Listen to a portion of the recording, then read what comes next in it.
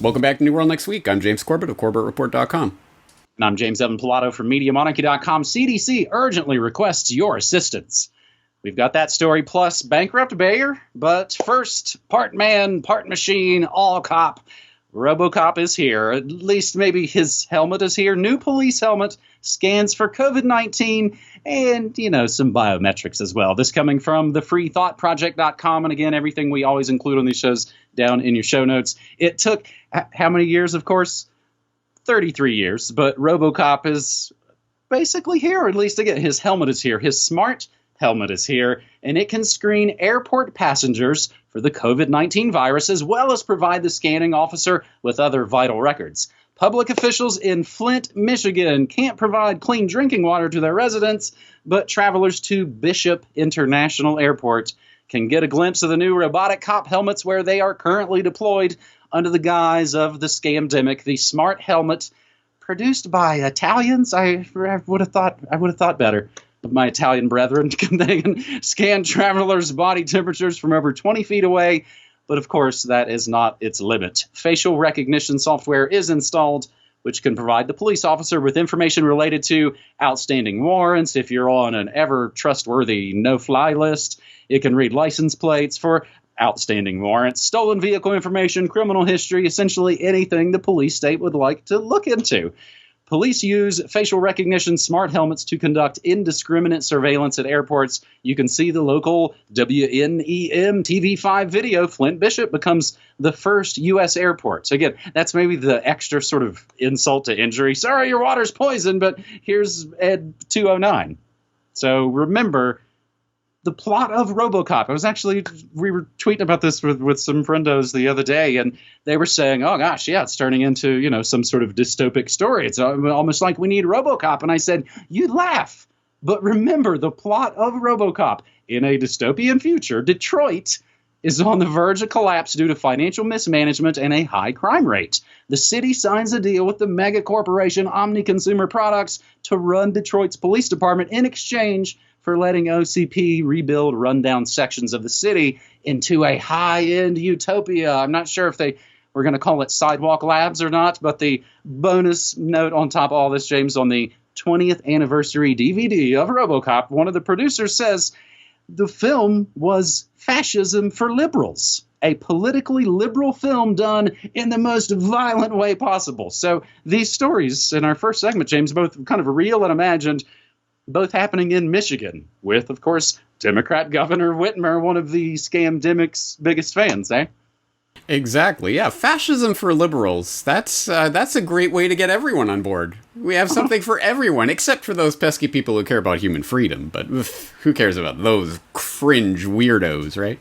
Yeah, interesting concept. But we sometimes, we talk about the ways that these Hollywood programs program us or predictively program us, but in some cases, I don't even think it's that per se. It is the logic of the technology itself presenting itself to us. And you can bet your bottom dollar. Wasn't that one of the phrases from Robocop? Anyway, I'll buy that for $1. You can bet your bottom dollar that if a technology can be deployed in a way to control you, to control your actions, your movements, restrict your freedoms, and otherwise curtail your basic liberties, it will be at some point applied in that way, or at least they will try to do that. So the convergence of all these technologies in these Robocop smart helmets is no surprise whatsoever. And it's not even that Robocop magically predicted the future or something. It's just the logic of the situation. And there is only one philosophy that really actively works against this logic and the creation of this police state, and that is anarchism. Because if you are involved with the state, if you are a statist, if you are behind the idea of the centralization of power in our guys' hands, the good guys will take the power and they'll use it for good. The police state will march on and on and on and on until it becomes literal Robocop.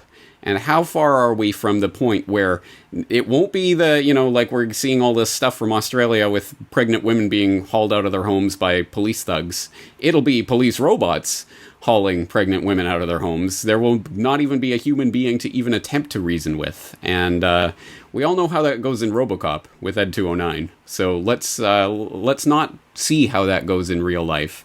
But as I say, there's only one political ideology that actually works against this logic.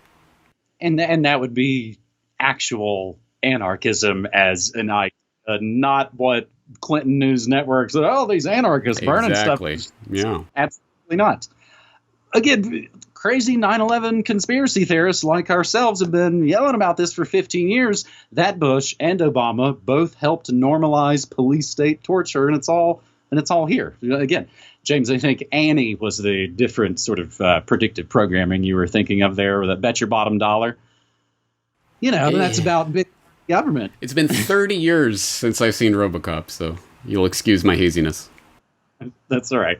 Well, I did actually. I asked you. I was glad you had actually seen it back in the day. Of course, I am a fan of sci-fi dystopias, but it is not all bashing the fake left here on New World Next Week, episode 419. We've got the dirt on fake right as well. Full membership list of the CNP, the Christian Right's secretive, powerful Council for National Policy. Full membership list published allegedly for the very first time. It's the 2018 list, but again, that's maybe about as recent as we would get sometimes of the Bilderberg lists back in the day. Swamp Thing previewed his 2020 RNC acceptance address. He kind of practiced it before the influential Council for National Policy, and he inspired gales of applause by boasting, quote, I could run in Israel, and you know who appreciates it the most are the evangelical Christians.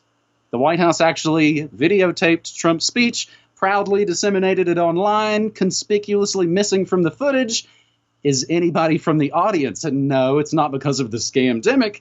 It's because they're a secretly kind of, cabal group, Christian Right. This is something, James, I'm sure your inbox has been filled up with folks going, why don't you ever talk about the CNP? Well, I think in a lot of ways, New World Next Week is a news show. So there kind of has to be a news story to kind of hang on instead of coming in every week and going, here's all our pet peeves about things. Fortunately, for those who have the CNP pet peeve, there is news about it. And you got the whole giant list. It's all been published by the Gray Zone. You can get the PDFs. You can look down. It's a long, long list. It has, it's got even their little pictures and things. Just the brief, I scrolled down through it, James, to look for any names that kind of popped out to me. The currently going down in flames Liberty University crew, the Falwell and company, the Black Hawk Down guy, Eric Prince and Betsy DeVos's mom, Salem Media, which apparently is just like the fifth biggest media corporation in America, tied essentially with CBS in a lot of markets, Judicial Watch, Frank Gaffney, Donna Rice, Clarence Thomas's wife. It's like a throwback to the hardcore Russianoia 80s in some ways with Reagan. It's essentially the hardcore Zio neocon crew through and through. So, James, in other kind of meet the new boss, same as the old boss news, this one kind of just came out today. And I think both of these stories, much like we did in the summer leading up to America's Next Top President 2016, we told you, hey, Trump, he's making sure to sneak away and consult with Sheldon Adelson and Kissinger about whatever I believe and I'm going to talk about going forward, to put on that list. This came out today from McClatchy. Urgent request sent to states in push for coronavirus vaccine delivery by November 1st. So essentially just under 2 months now. Dr. Robert Redfield, director for the CDC, sent a letter last week to the nation's governors with an urgent request. The Trump administration wanted them to do everything in their power to eliminate hurdles for vaccine distribution sites to be fully operational by November 1st. This August 27th letter, obtained by McClatchy, but not linked up or displayed in any way that I can find, asked governors to fast-track permits and licenses for new distribution sites. Quote, the normal time required to obtain these permits presents a significant barrier to the success of this urgent public health program. CDC urgently requests your assistance in expediting applications for these distribution facilities and, if necessary, asks that you consider waiving requirements that would prevent these facilities from becoming fully operational by November 1st, 2020. James? All right. Well, on the CNP story, I mean, What? Swamp Thing Trump is pandering to the Israel-loving, war on terror fraud promoting neocons? Why, I never. Is this the same Trump that appointed the mustachioed walrus of doom, Bolton, and Giuliani, and Elliot Iran-Contra Abrams? Like, wow, who would have thought it? Yeah, no. So, I mean, that isn't news to anyone who's paying attention, but not a lot of people are paying attention when they get caught up in the phony sideshow of political left-right nonsense. On the vaccine issue, in a sense, strategically, just talking strategically, the politicization of the vaccine issue may be the best thing that could happen for Americans who are concerned about the vaccines right now. And I say this because the entire impetus, the logic of these vaccines that is being thrust on the public right now is that the science is neutral, the science is settled, the science speaks for itself, science is above all of this political fray. That is what the big pharma funded, generally, science spokespeople on TV, the Bill Nyes and others who are not scientists, desperately want the public to believe that this is nothing to do with politics, it's science. And if you don't listen to science, you're one of these stupid, whatever, these redneck pieces of garbage that doesn't deserve to exist. We get to stomp on your head in Corona world, metaphorically or otherwise, because you suck. But if you politicize the vaccine debate and it becomes a left-right issue, I can't take that vaccine because it's been approved by Republicans. It's a Trump vaccine, so that's a bad vaccine. Then the left is implicitly admitting there that, yes, there is a political basis to this, and that you do have reasons for distrusting where this vaccine is coming from and what agenda might be behind it. They are going to insert the skepticism into this debate through this Trojan backdoor. And so I can already see the Q supporting, 15D chess Trump is MAGA people saying, see, this is what he's trying to do, guys. He's pushing the vaccines in order to undermine the vaccines. Whatever. Millions of Republicans will happily line up and roll up their sleeves to get the Trump shot because it's Trump, which is stupid, but it's their choice, and they're allowed to make it. But I do think there is a strategic value to politicizing the vaccine debate here. I'd be interested to hear your take on this as an actual American. Well, I was just now typing the note that it's like, some people want Obama phones, other people want Trump shots, and it essentially plays out the same way. I was also thinking about your latest episode of Propaganda Watch, because you just said, stomping on, children's heads in the Corona World game, James. That's a complete ripoff of Super Mario World. I guess I would hope in some ways that Nintendo, they keep a pretty tight hold on their properties. They should maybe pursue that. Man, I don't know what's going to come next here. Again, it's... Luckily, this is the first time I've felt this way, but we've talked about this before. Luckily, I'm not in Portland, Oregon right now anymore, and I don't know what on earth would be going on with my life if I were still there. Fortunately, being down here, we're a bit distanced from a lot of the kind of raging insanity, and in ways I get a little bit of a distance from it. And I think in a lot of ways it's because a lot of folks almost sort of don't pay attention, much like we were talking about before. And that can cut and help both ways, I suppose. The push, to give it this sort of date, and maybe this was actually someone in my chat earlier saying, hey, maybe again it's someone from the CDC that wants to push this stuff out to actually, again, kind of force the issue. And then if you're looking at some kind of specific date that's right before the big how many things are they piling on the weekend before the selection? You got Halloween, you got sweet meteors of death. It's all going to happen right then, James. So we maybe need some sort of good news for our third and final story on this world next week, episode 419. Really interesting one, actually a really long article from nakedcapitalism.com. And a lot of it does start to go over my head. I am not a lawyer. It is a very kind of legalese, very economics-focused site.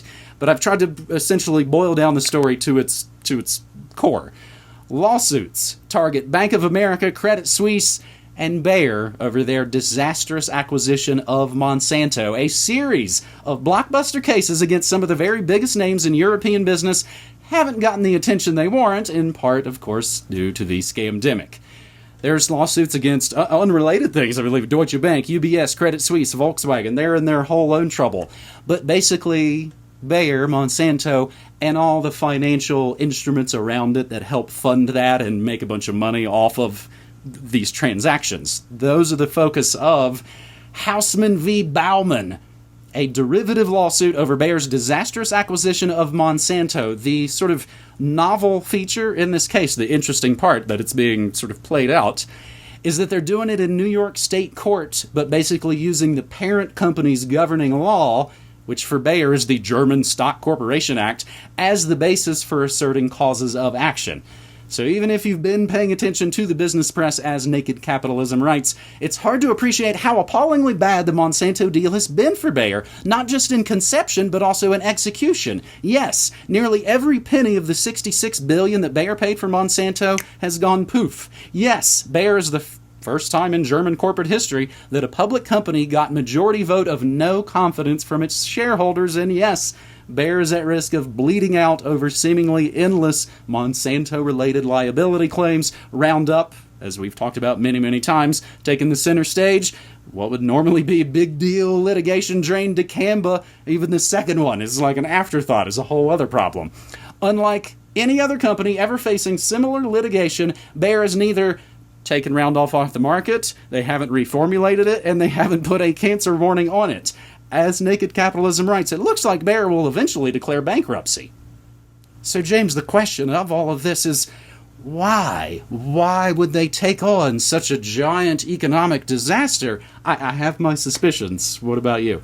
Well, it is a very good question, and it's a very important question, and Yves Smith, for his sake, has his own answer in this article, which, as you say, it is a lengthy and detailed article, and includes, of course, the documents in question, so I hope people will go and read it for themselves, but the passage in particular where he highlights his idea, his take on why this is happening, he says, and most important, the deal went ahead for the worst possible reason. Bayer management wanted to bulk up so as not to be acquired. The real motive was to keep current management in place to preserve their lofty pay and high status. Monsanto was the only major candidate left standing for merger for the obvious reasons. Both the chemical and the pharma industries had seen decades of consolidation, and Bayer was a tempting target by having little debt and not having kept up with the agglomeration game. When Pfizer's bid for Allergan fell apart due to an adverse tax ruling, long-standing and highly regarded CEO Marin Deckers, who had long opposed the idea of Monsanto deal, suddenly retired. The two Werners, Chairman Werner Wenning and the surprise new CEO Werner Baumann, both of whom had long pushed to buy Monsanto, were in charge and moved forward rapidly with their plan, except they couldn't, save tying an anchor to Bayer in the form of a $2 billion breakup fee. Bayer could do only limited due diligence on Monsanto due to the fact that they were competitors, and the acquisition was subject to antitrust review in the US and Germany. Those assessments usually take months. This one took 24. And it goes on from there. It was just this cascading series of worst possible outcomes in every case for Bayer. And it is, there are significant amounts of schadenfreude and rejoicing that should be going on over the idea of Bayer going down.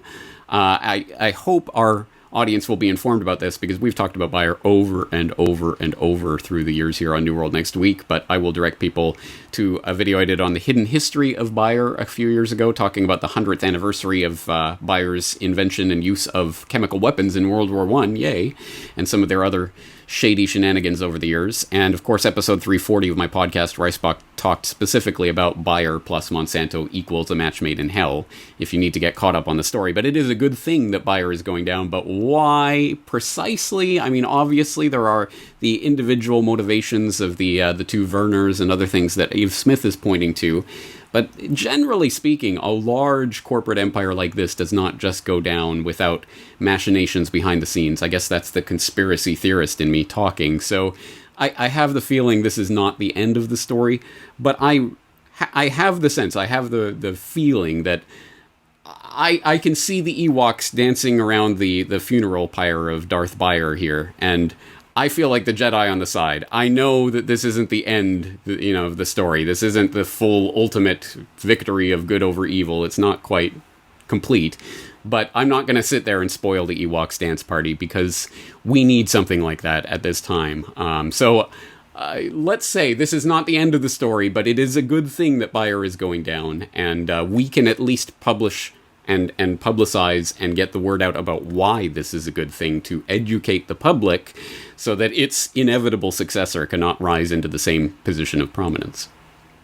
Well, and that's where the conspiracy theorist in me would say, I think much like the Taos compound guys, they've got to roll it all up, man. It can't fall into anybody else's hands. The work of multi-generational serial killer eugenicists behind Monsanto and the rest of it is way too important to just fall into the hands and maybe be bought up by someone else. So even, talk about 4D chess, maybe Bayer put itself into a difficult situation to not be, yeah, good grief. Yeah, 4D, 5D chess, perhaps, James.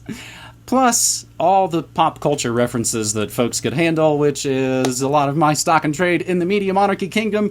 As I always like to remind folks, I stream like a radio station, maybe like a college radio station, that it isn't on 24 hours a day yet, but is on 8 hours a day, Monday through Friday, 9 to 5 at MediaMonarchy.com/listen. We mentioned the Media Monarchy post office box last week. We have already seen some action from that. You can find that in your show notes. And again, this is how we've been doing this. James, we will basically be on the eve of the 15th anniversary of Media Monarchy when we meet up next week to do New World Next Week episode 420, and I appreciate you, buddy.